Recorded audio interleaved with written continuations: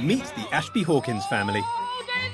For one summer, they're giving up the trappings of their modern lives and travelling back in time to live through 50 years of British weekends. Steph, Rob, Daisy and Seth will experience a radical transformation in how we spend our leisure time. I'm free! From the formal... I feel like I'm going to a wedding. ...to the frivolous. We're going on holiday. From do-it-yourself to doing almost nothing. You've turned into Wham. Starting in 1950, Oh my. their own home will be their time machine. Ooh. It's 1961. Fast forwarding them through a new year each day. What on earth are you doing? We're making a massive dartboard. It's beige. Oh, there's a telly up in the corner as well, look. As they discover how a social, technological That? and spending revolution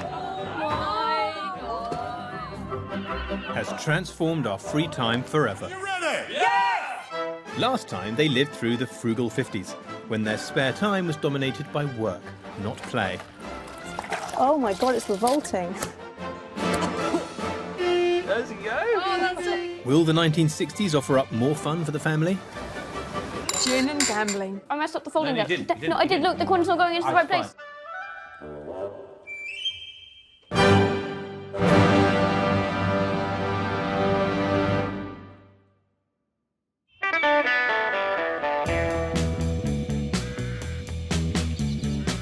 It's 1960, and the family's functional 50s house has been replaced with a more modern, colourful design, reflecting the confidence of the new decade. That's when I get the shakes all over me. I'm here to see what the changes to their home could mean for the Ashby Hawkins leisure time. Look at this. This house is not about make, do and mend. This is about showing off. It's all about creating an immaculate, much more modern living space, ornamented, lots of knickknacks everywhere, a bit more fancy, for a family that has now got a lot of leisure time and wants to hang out in its groovy new space. 60s Britain was looking to the future. New high-speed motorways connected the country. Modernist tower blocks climbed into the sky. With full employment and higher wages, most families were better off than ever before. And the proof was all over our homes. It's much more colourful and much brighter, much more thoughtful furniture, and this is truly the electrical age. We've come from a point 10 years ago when all we had was a mangle and a larder. Now there's a hostess trolley for keeping the supper warm. There is this extraordinary thing that we've given them which blows hot air or just normal air, basically completely useless. There's an electric vacuum cleaner, which is very exciting. And the really most exciting of all for Steph, there is an electric floor polisher, because what you really need is a shiny, shiny floor. It's very 60s. I'm sure she'll be delighted. Throughout this experiment, everything the Ashby Hawkins do will be guided by the Family Expenditure Survey. Over 10,000 families a year took part in this government study, recording their spending on everything, from an ice cream to a new sofa. The survey gives us the best clue into how real British families were spending their leisure time. So already I can see that around half the family's income is still going on the essentials, on rent, on bills, on food. But there is more cash around. There are luxuries here. There's a family in Belfast who've got a television on HP, so they're using money to express themselves and to have a bit of fun, but they're not rolling in it. And the survey reveals a new group of consumers emerging. Anyone 15 or over was filling in this survey, so we've got a good picture of teenage life. There's a 19-year-old here who's a cinema projectionist in the Lake District, which sounds lovely. And he's spending his money on beer, obviously, being a teenager, but also on dancing, haircuts, batteries for his transistor radio. So this is clearly the age of the teenager. I think the Ashby Hawkinses are going to be noticeably better off in the 1960s. This is the start of the you are what you buy mentality, which governs how we live today.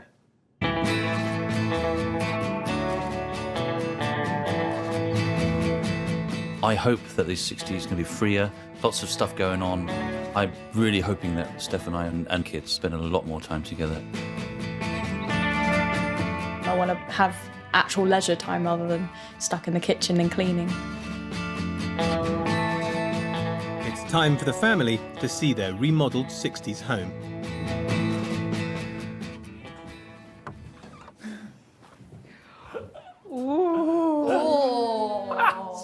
fabulous. I'm loving the wallpaper. It's fabulous. It's zingy. It's all. Oh, the wallpaper is brilliant, isn't it? It just feels groovy. Where's the TV? Get rid of that and get a TV. Sell that piano. and get a TV. Sell that, burn it. Yeah, please. The 50s house was very brown and very shabby, and this feels like it's fresher and newer and more modern. Deep breath, deep breath. Oh my goodness. Oh.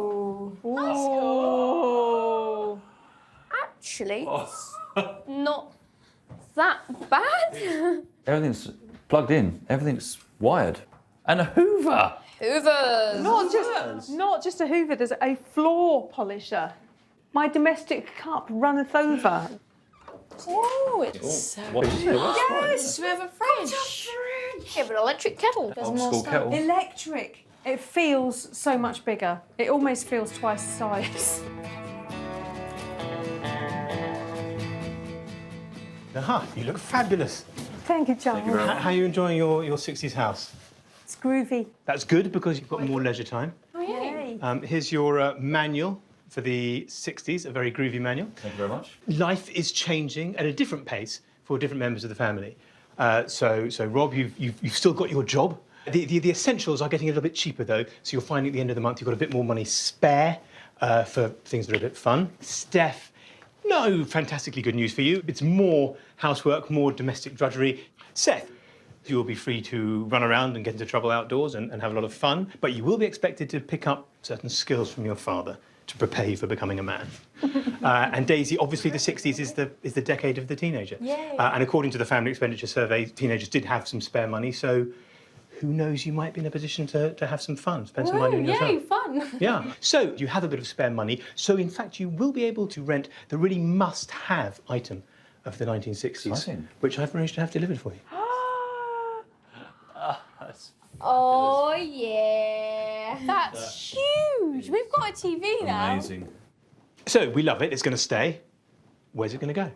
Get rid of the piano. Bye-bye, piano. Get rid of the piano? Wait, did you hear your daughter? What do you think? Although, yes, it's old-fashioned and it's not groovy, I think there's room for both. Modernise. Come on, Mum. Move with the times. You're dragging me Exactly. into the 1960s. But also, that is the only 50s thing in this room. In the 50s, the piano was the main source of family entertainment and one of Steph's few escapes from domestic drudgery. But by 1960, the television had taken over British living rooms. Mass production had pushed down prices, and 70% of households had one. We owned more tellies than the rest of Europe put together.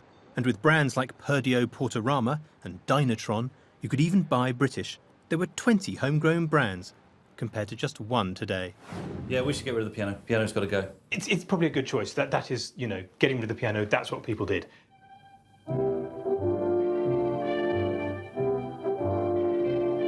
In 1960, Britain was in the midst of a massive programme of modernisation that would change the face of the country forever. Old houses were being demolished in their thousands to make way for shiny new ones. Down with the old, up with the new. The idea that heritage should be treasured was deeply out of fashion. This quest for the modern continued inside the home. Thousands of people threw out their pianos to make room for newer forms of entertainment. God. And once on the scrap heap, 60s Britain came up with a shocking new way of getting rid of them. Well, now let's get back and see how that piano recital's going. When do these students break up for the holidays? Presumably when they've finished this piano-breaking race. Smashing, isn't it? It is not going anywhere. It's staying here. We're going to smash it up. You must be up for that. No. Do you want? Are you gonna? I think that's a wicked thing to do to a beautiful It's what instrument. they did. I know, but I don't think it's right. I think we tried to find some 1960s style safety goggles, but they didn't care in those days. You don't want to get a splinter of old technology I'm in your going to take eye. my glasses off. Here we go. Don't say that. I don't trust Dad with that big... Oh. Oh. You don't like that piano, do you? Seen as relics of the past, these old instruments were smashed up for fun at events across the country. I was never musical.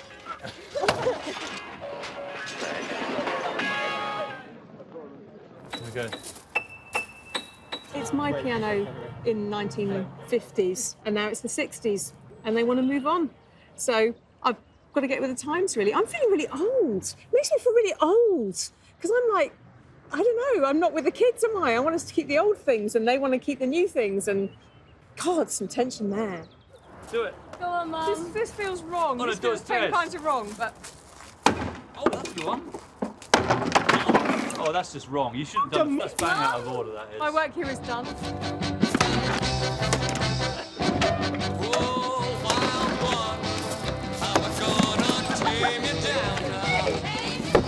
Guilty about smashing up the piano? I think, no. I am smashing up the old to bring in the new.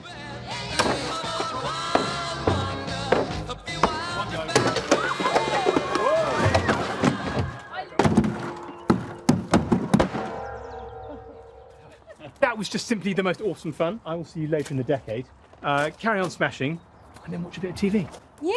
Thank you very much. Cheers, Charles. Bye.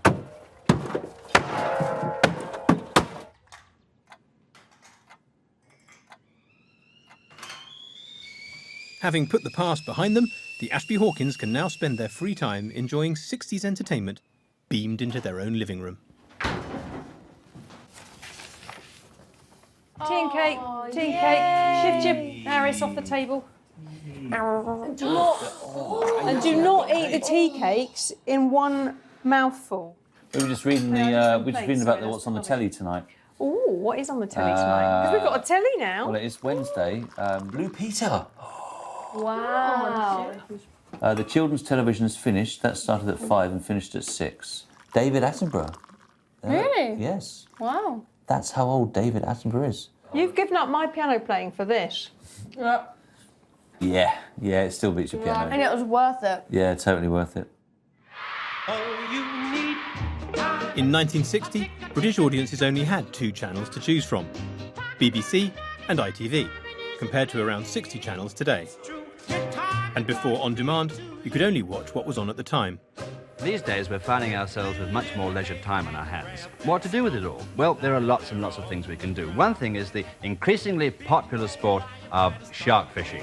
Television would come to dominate British leisure time over the decades ahead, with the average viewer now tuning in for 28 hours each week.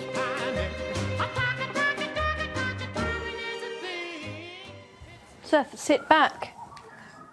His hat's on fire. Candid camera, secretly filming you in unexpected situations. Presented by television's comedy host, Bob Monkhouse. Speaker sound was a bit... Welcome to Candid Camera, ladies and gentlemen, the show that puts you in the picture. There's a pitch, isn't there? Shh. Sorry. Because we're out to prove that there's no public like the British public for laughing at itself. Turn it over. Shut up! You're complaining about the sound. The reason why you can't hear it is because you're talking.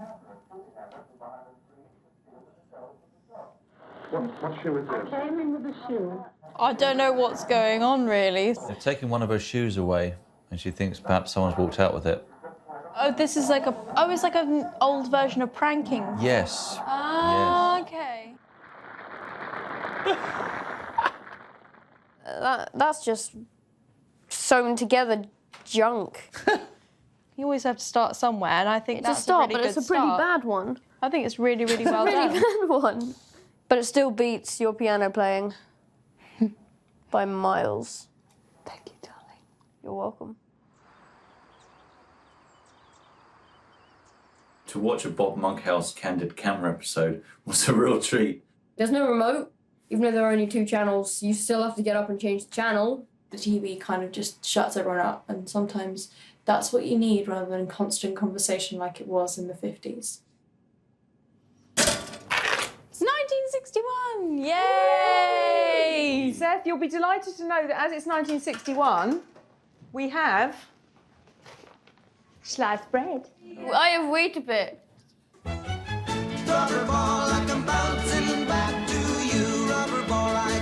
In the 21st century, Rob usually makes the breakfast. But in this era, all the household chores fall to Steph. Seriously, if I had to do this every day of my life, I would be on Valium like most of the 60s housewives. What's Valium? Valium is a tranquiliser that takes you to a happy place, and millions of 60s, particularly 60s housewives, got addicted to it. 10 years earlier, the average housewife spent 75 hours every week doing housework. By the 60s, thanks to a host of new electrical gadgets, this had finally fallen to a mere 44 hours. And what better use of all that free time than a bit of self-improvement, 60s style. A girl can't be too careful. She must try to be exactly right everywhere. As the French say, they said a lot of things, it's necessary to suffer in order to be beautiful. In fact, it may be torture, but it'll be worth it in the end. Putting false eyelashes on. I've never, ever done that in my life before. I haven't got a clue. Seth? Yeah? Come here a sec. As women spent more of their spare time and money on their appearance, between 1959 and 1966, the value of Britain's beauty market nearly doubled. Hold it still.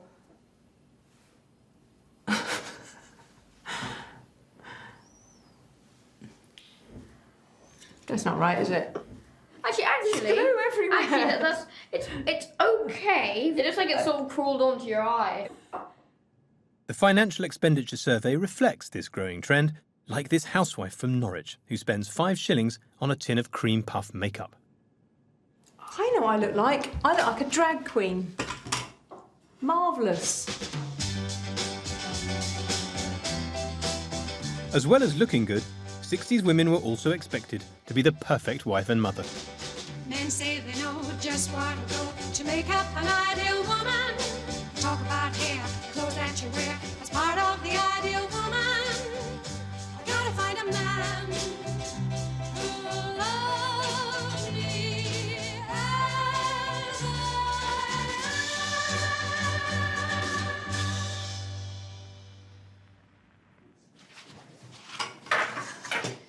Women and home. Tips to keep your kitchen sparkling. Lovely, just what I need. The top-selling women's magazines were full of other useful advice. Don't forget to look attractive and bright as possible for him. No rollers in your hair. Be interested in his day, but don't be hurt if he doesn't ask about yours. If there is something wrong, look inside yourself for the cause before you decide if it's your partner who's wrong. This is about glamour whilst being subservient. There's a whole new layer of expectation here. I think that if it were me living in the 60s in this situation, I might have actually resented the people around me a lot. Lift your feet up, lift your feet up. Sorry. Put bluntly, what's in it for me? I just don't really think there's much in this life for me, really. But I've sent the Ashby Hawkins something from the 60s to put a smile on all their faces. Oh my God! That is fabulous. I can pick This is like my very first car. By 1961, 30% of households owned their own vehicle, opening up a world of possibilities for family days out. Oh, that's so cute. That's the best thing ever.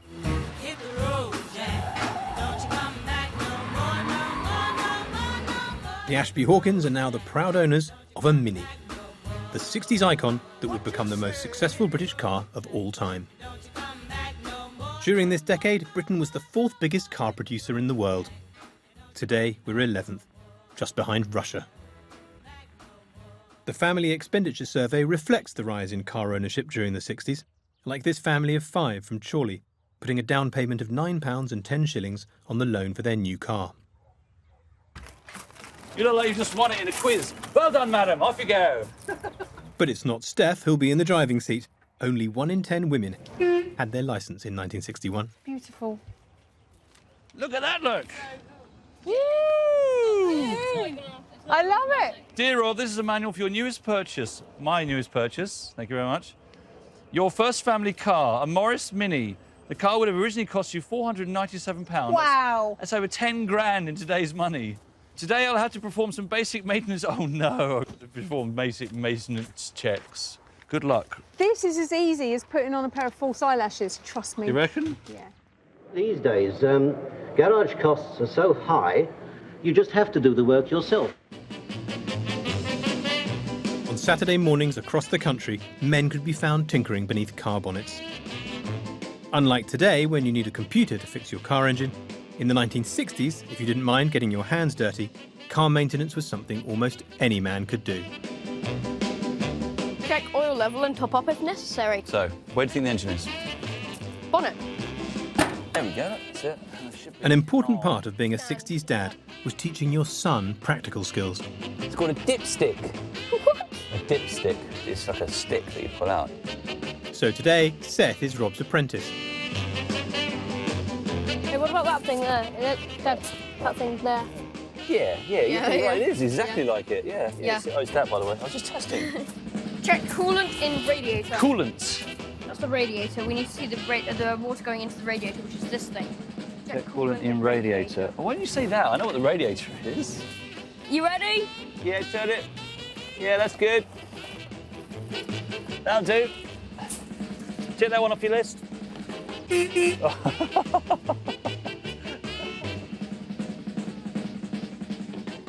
got a car, which is pretty cool. I really like it. You maintain your own car. There are experiences and bonding to get out of it. You can bond with people if you do it yourself.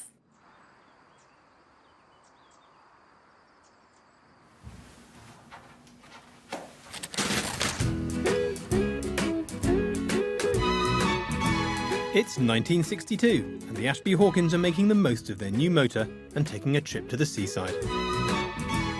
And Rob's mother, Jennifer, has come along for the ride. Right, are we ready? We're up. No more working for a week or two. Fun. By 1962, the average worker was enjoying 4 bank holidays and 2 weeks paid annual leave, fueling a boom in the British holiday industry. Oh, this is smashing. And more than half of all holidaymakers travelled by car.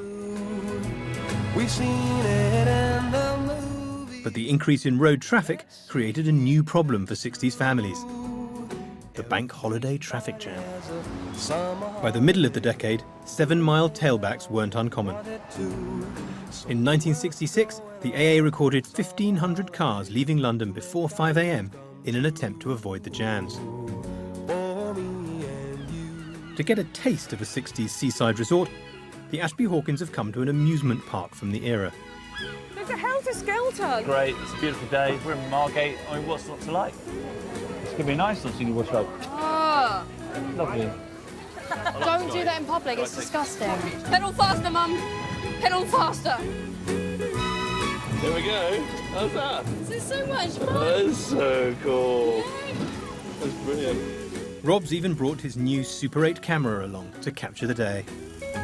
The Family Expenditure Survey reflects increased spending on days out and holidays, like this family of 3 from Birmingham who in 1961 splashed out 3 shillings on the funfair and 3p on ice creams. It's nice to see everyone out of the kitchen and out of the shed and actually communicating and having a conversation. It's really, really enjoyable. And for once, I'm actually not miserable about doing something with my mum and my dad and my whole family. I'm out. Sky. And the sun's shining, and I'm with my family, and it's great. Yeah. It's good. Yeah, it's it's good. lovely. I feel free.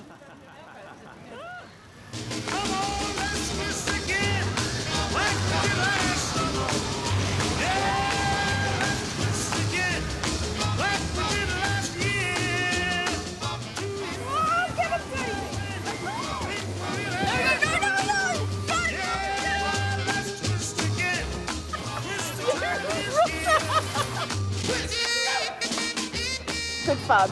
You just forget who you are and you just scream out. All I could hear was my mother in the back just Cackling. laughing. Yeah, she was, wasn't she? It's like being on the ride with Sid James. It was brilliant. It was really good.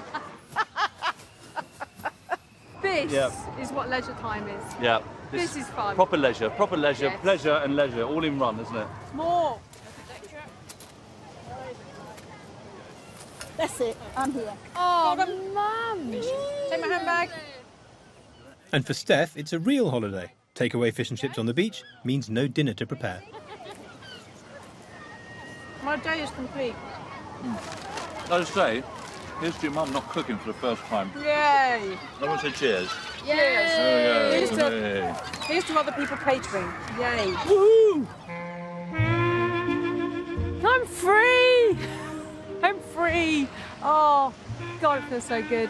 Must be the thing that you looked forward to every day of your life, thinking, when am I going away next?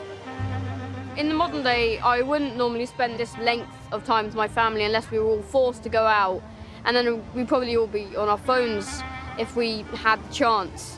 The only option is to have fun with your family.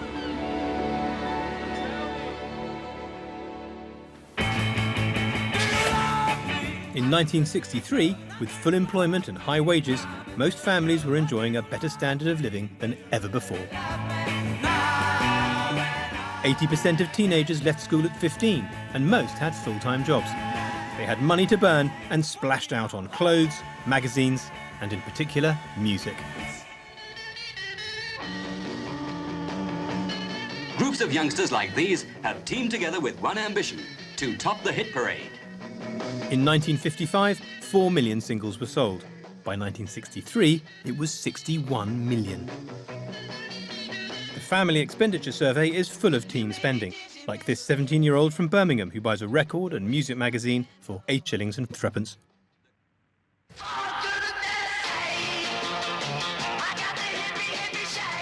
To understand how teenagers spent their leisure time, historian Polly Russell has come to meet legendary DJ Tony Blackburn, who began his radio career in the 1960s. Tony, what was life like for teenagers in the 60s? It was all based around music. That's all we were interested in. It was what's going to be #1 in the charts, what are we going to go out and buy next week, and that is all geared around that. And the record business was enormous, you know.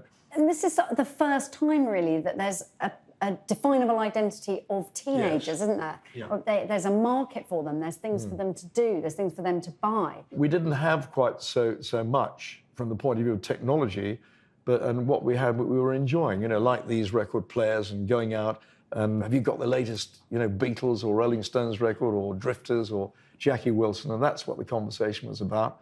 And you'd go around to somebody's house and listen to their record collection, and they'd come around to yours, and that was it, really. Fantastic. Yeah, it was great. I mean, it was the start of the teenage revolution, but at the same time, it was quite innocent.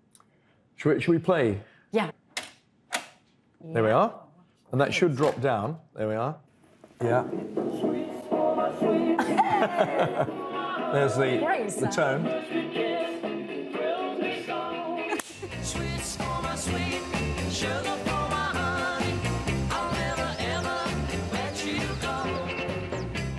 To give Daisy a taste of a leisure pursuit enjoyed by 60s teenagers, I've sent her her own portable record player. It's perfect for sharing her music collection with her friend Ella, up in her bedroom and away from the old folks. Wow, that plays very... That's really good. Can do this, yeah. Okay, wait. So, to pat... Wait, pat your knee... Right. Don't cut, and then... Cross your hands. Oh yeah, this is so easy, yeah, so... And then what's this? It's... Machines like this dance set gave teenagers the freedom to enjoy their music when and where they wanted. You know, having my own space and being able to go upstairs and get out and listen to this awesome music that's just so happy and fast. I feel more like a teenager rather than a mini mum, and it's really nice because it separates me from my parents, because obviously my parents don't listen to this music, so it's really lovely. Daisy? Daisy! Yeah? You turn it up, please, as I like it. I like it. I think as 60s parents, we probably wouldn't have liked it, but I like it. So does he.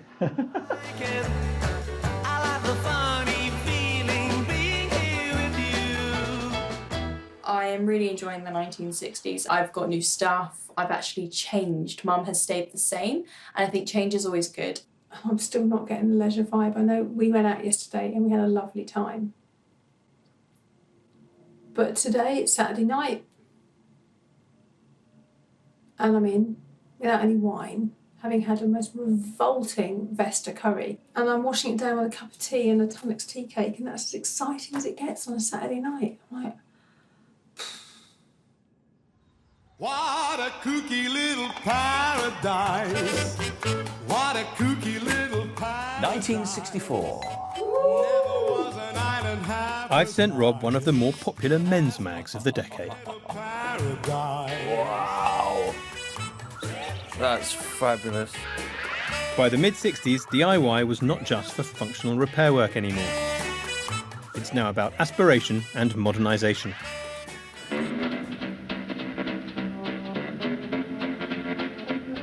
Leading the way was TV's Barry Bucknell, whose series had an estimated 5 million viewers tuning in for advice every week. Hello. I want to talk about pelmets this week, and it's surprising, you know, what a difference a pelmet does make to a room. As thousands of people turned dated old properties into contemporary modern homes, weekends were spent getting rid of the period fixtures and fittings we now pay a premium for. Dear Rob, here are some instructions for transforming your fireplace to make a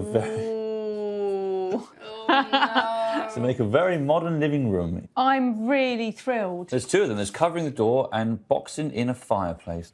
It's going to be finished with an electric fire in front, so it's going to be... Wow. You mean instant heat? Out of this world. We love a bit more electric. Are you going to help me with it?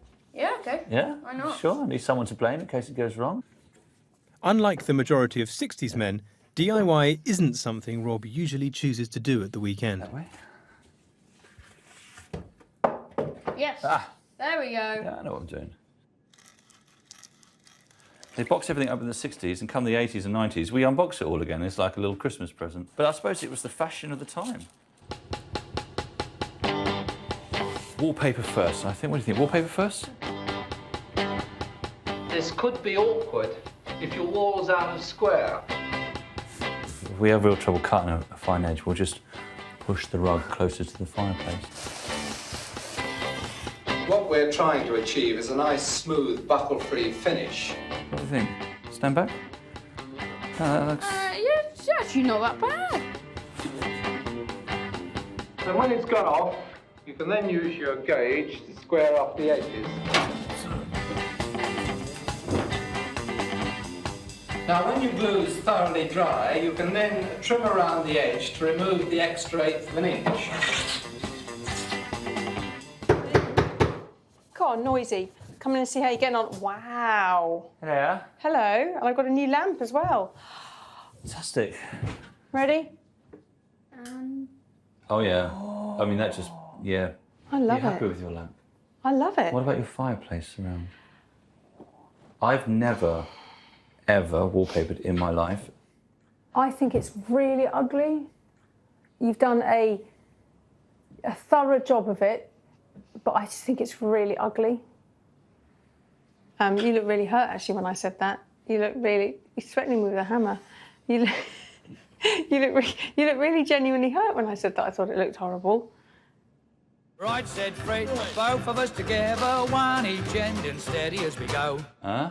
Oh, yeah. Tried to shift it, couldn't even lift it. We was getting nowhere, and so we had a cup of tea. And right, said Fred, give a shout to Charlie. Up comes Charlie from the floor below. Seamless. After straining, even and complaining, we was getting nowhere, and so we had a cup of tea. And Charlie had a think, and he thought... You've got to have one or the other. You can have cabbage or sweet corn. Which one? Cabbage. But in 1964, it wasn't just our houses that we were modernising.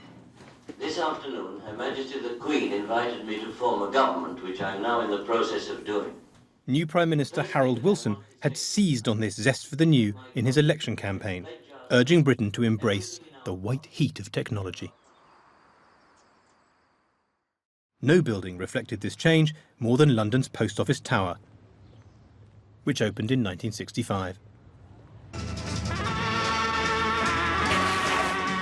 In ultra-modern works like the Post Office Tower, now reaching up over central London, many skills combine as the engineers climb upwards into the world of tomorrow.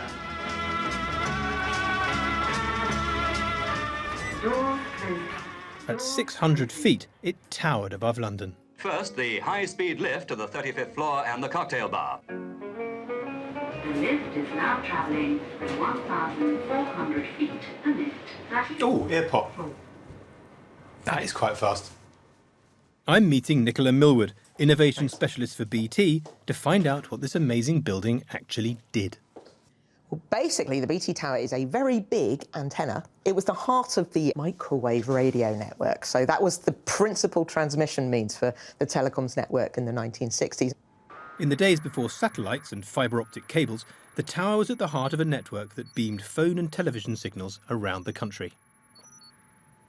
Microwave radio was really one huge solution to actually making sure that we could route both telephone calls and TV broadcasts. And the tower was absolutely critical to that. It's amazing that it actually did stuff, because I'm sure people just looked at it and thought, yeah, nice building, and then didn't give another thought. Absolutely, and I always say, you know, it's symptomatic of how absolutely critical it was it was an official secret almost as soon as it opened, and it didn't actually stop being an official secret until 1994. What, you people weren't allowed to know that it was here? It was not on any ordnance survey maps. You're kidding.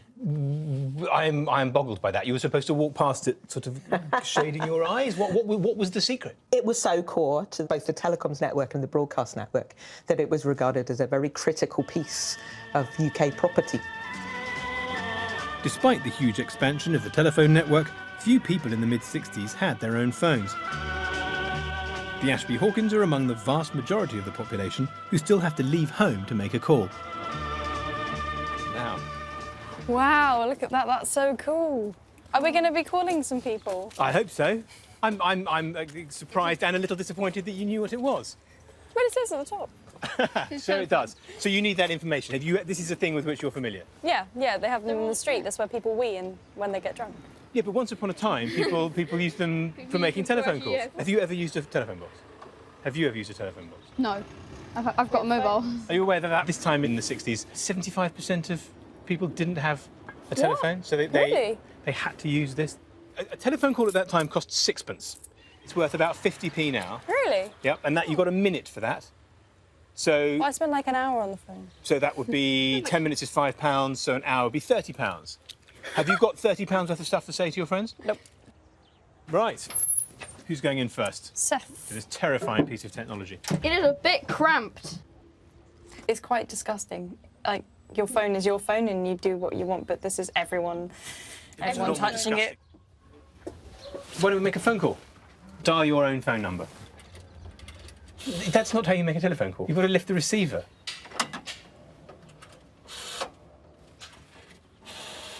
That is the sound of the 60s. Quite slow. This is very long. It's a world away from their smartphones. But in the 60s, a public phone box was the closest thing to social media. I use my phone for about 4 hours in the evening. What do you say to them? We just talk about stuff. So you just phone up and talk rubbish because it's free? Yeah. In those days, it was expensive, so you had to think about what you wanted to say to make it worthwhile to make a phone call. I did kind of miss my actual mobile because I just sort of felt like it would just be a lot easier. I didn't actually have to remember people's numbers off by heart or look them up in the giant phone book.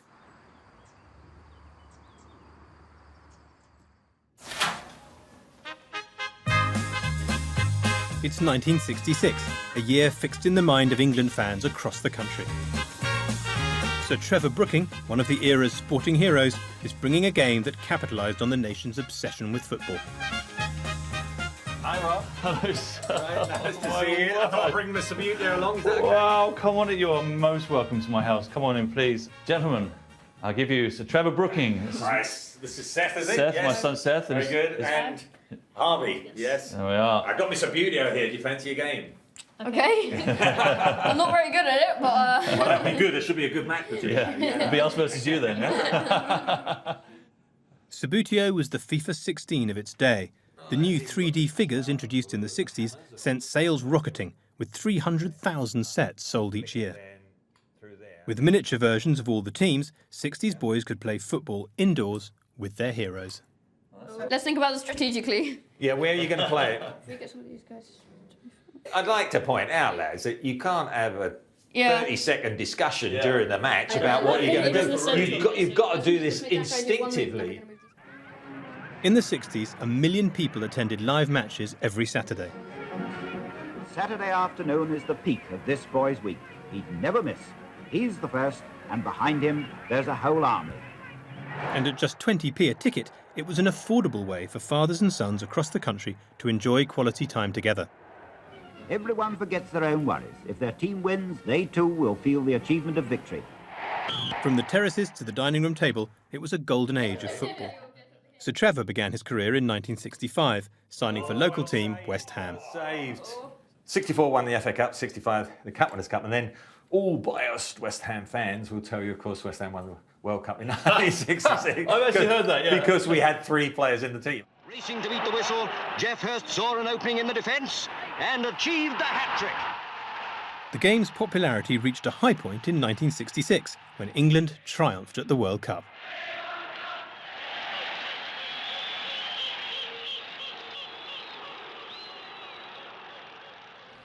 The success of 66, the whole country was buzzing about football. Then, of course, in the East End, I mean, the actual parties, street parties, went on for days, really. But, of course, as years gone by, the significance of it grows even greater, because I've got to say, in 1966, we thought England would always be in contention, and there were other World Cups to follow. Come on. Unlucky, Harvey. They think it's all over. Oh, what a save! With the house overrun by football-obsessed men, Daisy and friend Ella are heading off to try out the teenage craze available in phone boxes across the country.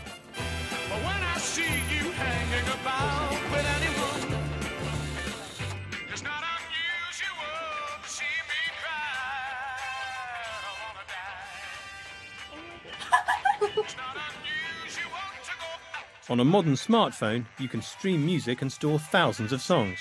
In 1966, phones started playing pop music on demand too, if you didn't mind calling dial-a-disc on 160 and listening to the track playing that day. It's not unusual to do with anyone. 60s teenagers loved it. Within a decade, it was receiving 70 million calls a year. Do you love it? I do love the whole, dancing in a phone box. It's a good way to get away from your parents. You can storm out of the house, call a number and dance.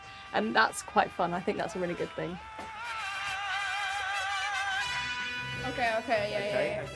Oh, Yes. he's getting Yes. good at just touching it. All right, There we go, okay. yes. Harvey took the glory. You should have left it to Seth.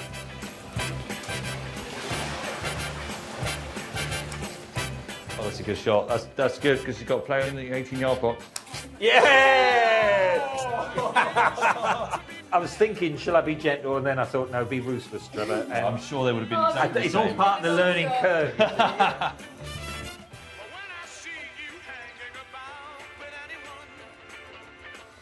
It's not unusual to see me cry. I wanna die.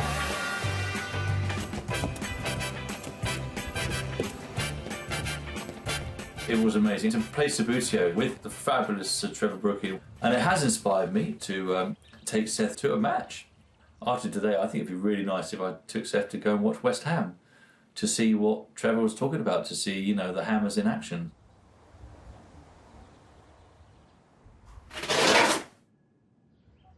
It's really good seeing you mow the lawn, actually, because it's normally me that mows the lawn. I'm not hearing drum rolls. As the man of the house, it's Rob's responsibility to maintain the garden. Oh, it purrs like a kitten. In the 60s, the backyard transformed from a place to grow veg into an area that was as stylish and modern as the rest of the house. The lawn is an essential and dominant feature of any good garden. A good lawn is not difficult to maintain, but it does need careful and regular attention throughout the year. In the quest for the perfect striped lawn, the 1960s gardener harnessed the new technology of the day. From highly poisonous chemicals to keep the weeds under control, to a state-of-the-art petrol mower to produce those beautiful straight lines. The direction in which the machine is used should vary from cut to cut. The Financial Expenditure Survey reflects this growing passion for gardening. like this family in Lincoln, who spent 9 shillings and threepence on liquid manure, grass seed and pest control powder.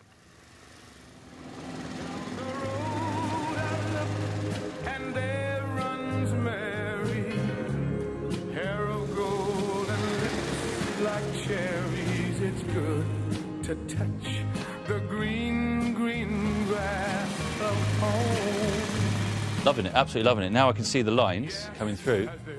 It's worth doing. Neath the green, green grass of home. What do you think? What do you think? Seth, if you could just walk down on that path that way, yeah, then when you come up, just walk up on the left. Now, the light colour is down. You didn't do it clear enough, Dad. Hour and a half I was out here doing it. It's nice, huh? Looks lovely. It's neat and tidy, thanks to Rob and his meticulous efforts with the grass.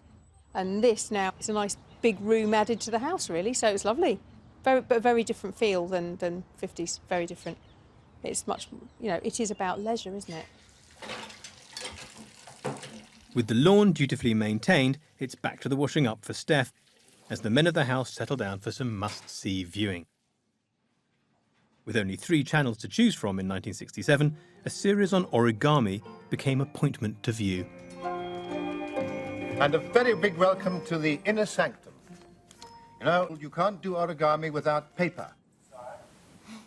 Right side up and fold this corner to that corner. OK. Make a little cross in the middle. Now, having done that corner, do this corner. It's going too quickly. Now fold all the corners to the middle. Oh, God, I messed up. You haven't. Quick. Fold those into the corner like that. No, I know, I messed up the folding. No, you didn't. No, I did. Look, the corner's not going into the right place. If you're not catching up, well, never mind, perhaps you will next time, but I think you will if you try.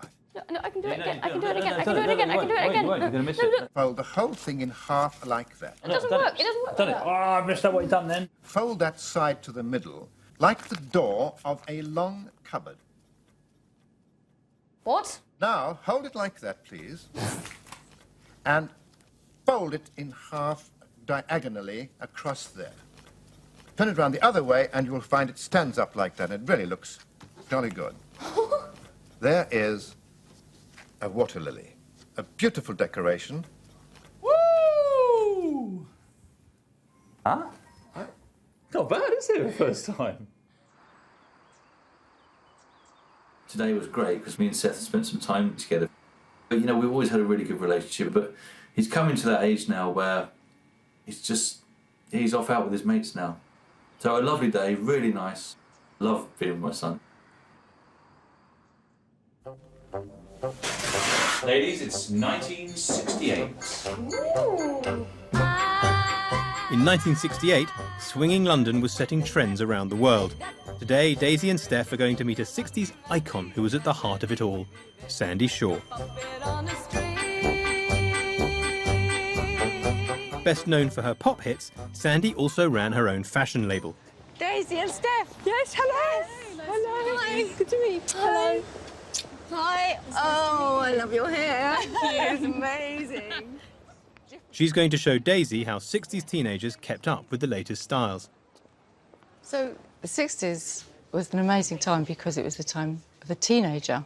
So we started doing all our own fashions because they weren't in the shop straight away. These are the kind of colours that remind me of that time. They're kind of a bit ugly. There were no pretty colours, no pastels or anything like that. And I'll show you some pictures. This is like the beginning of the 60s. You see the length of the dress? Yeah, And really nice. this is the middle of the 60s, where it's creeped higher. Yes. Dress. And this one is how it reached by 68. That was in my own dress range. It's really short, isn't it? I'm Very short. Did you have to wear really big knickers? No, you didn't wear knickers, you wore tights. And no pants? No. Whoa! I'm sorry, is that a bit rude? The main thing about it is that we didn't look like our mums. Whatever it was that you wanted to do, you would have to make yourself. And that was the fun of it, because you were making this whole new world. And they didn't know what it was about. We thought we could change the world. We thought we could change politics. We could, you know, we didn't just stop at, you know, we started going outwards by 68 to see how we could change how things were to make it more suitable for us. Yeah. It was the freedom to say and do, think and feel as you thought fit. It was that. By the end of the 60s, teenagers had become a powerful cultural force. 1 in 20 teens were now going to university. The availability of the pill was shaking things up. And the young took to the streets to make their voices heard. This generation's coming of age marked a shift from the old conservative values to the more liberal, progressive Britain of today. Even if they weren't marching, 60s teens could still demonstrate their independence with what they wore. Pursuing all the latest fads and trends, 'cause he's a dedicated follower of fashion. Inspired by Sandy, Daisy's having a go at some do-it-yourself fashion with Mum Steph's help. So beautiful straight stitching and you'll be done. The family expenditure survey shows this family in Watford splashed out double their monthly mortgage payment on a new sewing machine for their daughter's birthday. Dun, dun, dun, dun, dun, dun, dun. The mod skirt. Wow. The 60s must have felt like this exciting time because everything's changing and it's like more targeted at teenagers. So especially for a 16-year-old girl, it must have been really, really exciting because it's all about you. While teenagers were busy trying to change the world, there was a glimmer of hope for their housebound mums. They finally had a hobby of their own. Bingo. Leaving behind her domestic duties for the night, Steph's trying her luck at this popular pastime. I'm out of the kitchen. I'm out of the kitchen. Oh, I can't tell you how much it means to me to be out. It's just so great. With all my mates. I love it. Cheers, ladies. Yeah, cheers. Gin and gambling. On a Monday. It doesn't get any better than that, does it? Surely. The loosening of gambling laws earlier in the decade had the unexpected consequence of creating a bingo mania. At a time when pubs were still a male domain, bingo halls became a popular place for 60s housewives to have a bit of fun and forget about the ironing for an hour or two. Red 9, blue 48. Oh my God, it's really fun. White 79, white 68, blue 58, yellow 38, Whoa. yellow 40, white 64, I'm blue so 51, stressed. white 74, yellow 37. The expenditure survey shows a housewife in Newcastle spending 4 shillings on the game. Hours on it. Oh, I've got a line. I've got a line. Bingo! Red 12, yellow 25. Still going. I'm really stressed. I don't like it so quick. I don't. No, this would be good for your mind. It's the only thing in the 60s that would be good for your mind as a housewife, trust me. And the gin. And the gin. Oh, actually, yeah. Gin. Here's the gin again. Gin again. Thank goodness for gin. I can understand why people did it in their droves, frankly. Because, you know, it's just out and about, having fun. No men, no one telling you what to do, relaxing, drinking gin. And maybe this was the start of actually women escaping. And this was the thin end of the wedge in terms of saying, well, I'm doing something for me. Get used to it. And hopefully this galvanised women into pushing for a bit more freedom. Because once you get a taste of it, you don't want to let it go. 42, 80, white 76.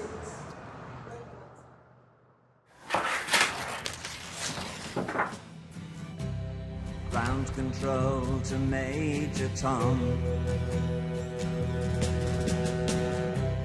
Ground control to Major Tom.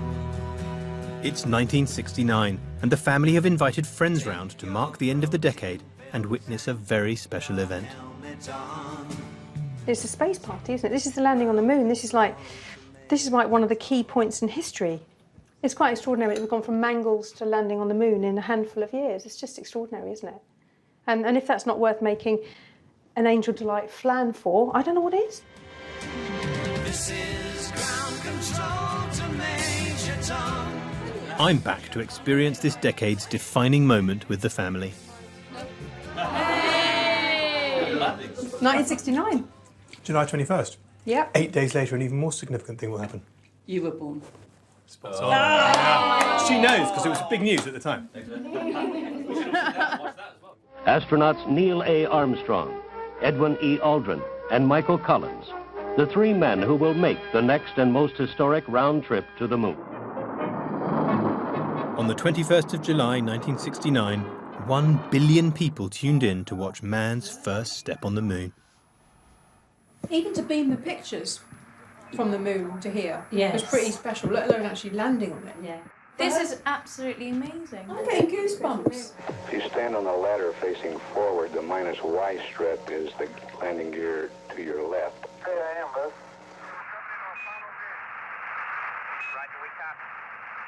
That's one small step for man. Wow. One giant leap for mankind. Wow, that's amazing. Columbia, this is Houston reading you loud and clear, over. That was like Yeah. my heart just went, whoa. Yeah. The moon landing brought the decade to a close in spectacular style. No party would be complete without the sausage and prawn ring. Oh, Daisy, rude. Guests. No. Guests. But did the 60s swing for the family? So how was the 60s for you then? Was it liberating? Not for me, it wasn't. Why not? You had new exciting utensils? I had exciting new utensils, but I was still stuck in the kitchen. All the liberation and the swinging 60s was going on without me, I'm afraid. Because I'm too old. I'm too old. I'm not 16. I'm still chained to the kitchen sink. It's a slightly shinier sink. The swinging 60s passed me by completely. And here I am, just doing the same old thing in a different dress. I think it's been quite nice, and I have spent quite a lot of time with my dad through the 60s. You sort of drift away in modern day. You don't even know that you're doing it because it happens so slowly. But then you would suddenly realise that you no longer spend any time with your dad, which is kind of just a bit sad. I do feel the sense that I have my own voice now, I can speak out loud. I think that there's a massive gateway for teenagers now to just make this their own.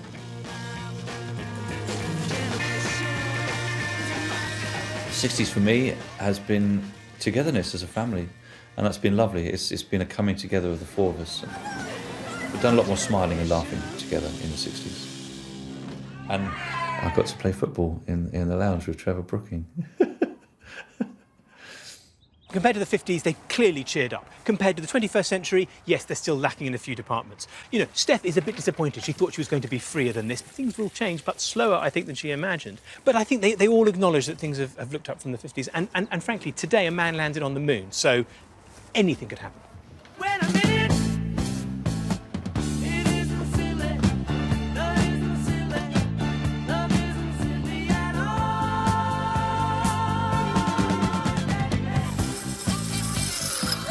Next time, the family have even more time together. Who's looking forward to going camping? I was not born to stand in a muddy field trying to put together a stupid tent with no proper instructions. And even more stuff to play with. I bought you a new car. Like, you know, the conveyor belt stuff in the generation game, you know, there's this and there's this and there's a cuddly toy and it's just, there's so much stuff.